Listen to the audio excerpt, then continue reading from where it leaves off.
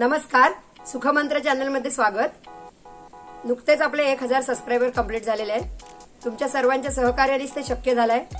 ज्यांनी सबस्क्राइब केलं असेल त्यांना धन्यवाद आणि ज्यांनी अजून सबस्क्राइब केलं नसेल तर जरूर शेअर करा, सबस्क्राइब करा।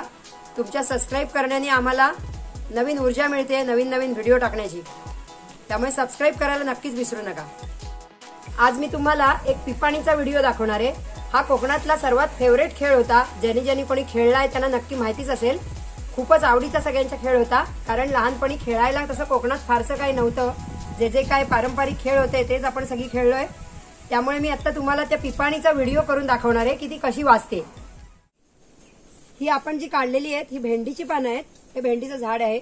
जी भेंडी आपण भाजीला वापरतो ती नव्हे, तर ही रानटी भेंडी आहे।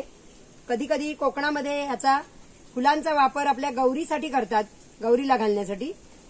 पिवळ्या कलरची याला फुलं येतात, तर त्या झाडाची पानं आहेत, त्याची पिपाणी होते। ताठ पानं बघून काढायची आपल्याला, कडक एकदम। ही इथे आम्ही पानं काढलेली आहेत। अशी थोडी पिवळी असली तरी चालतील आणि ही कडक असायला हवी पानं। या इथे ही पानं आता पुसून घेतलेली आहेत भेंडीची।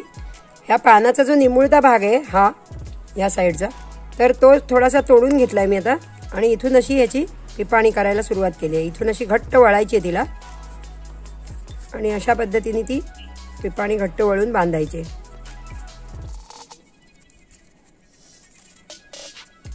या इथे तोंड तिचं असं चेपायचं आहे, मोडायचं आहे आणि थोडीशी अशी प्रेस करायची इथे।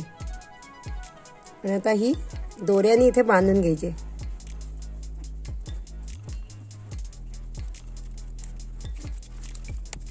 हे मी पूर्ण अख्ख्या पानाची पिपाणी केली पहिली आणि आता ही पिपाणी मी अर्ध्या पानाची करते एक।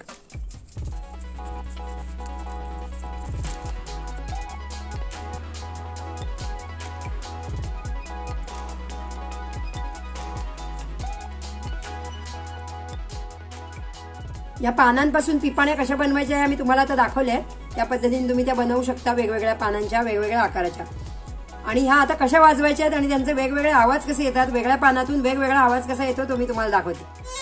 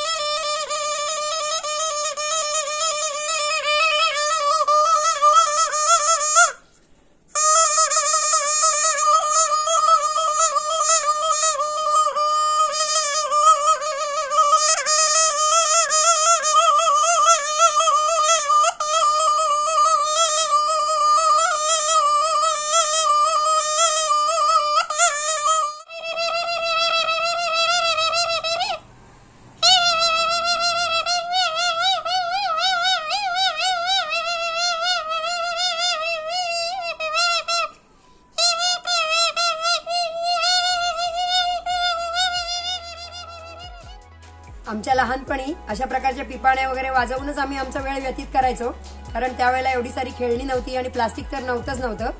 तुम्ही कधी कोकणात आलात तर तुमच्या मुलांना जरूर अशी पिपाणी करून दाखवा आणि त्यांना वाजवूनही दाखवा। त्यातला आनंद त्यांना बघायला मिळून दे।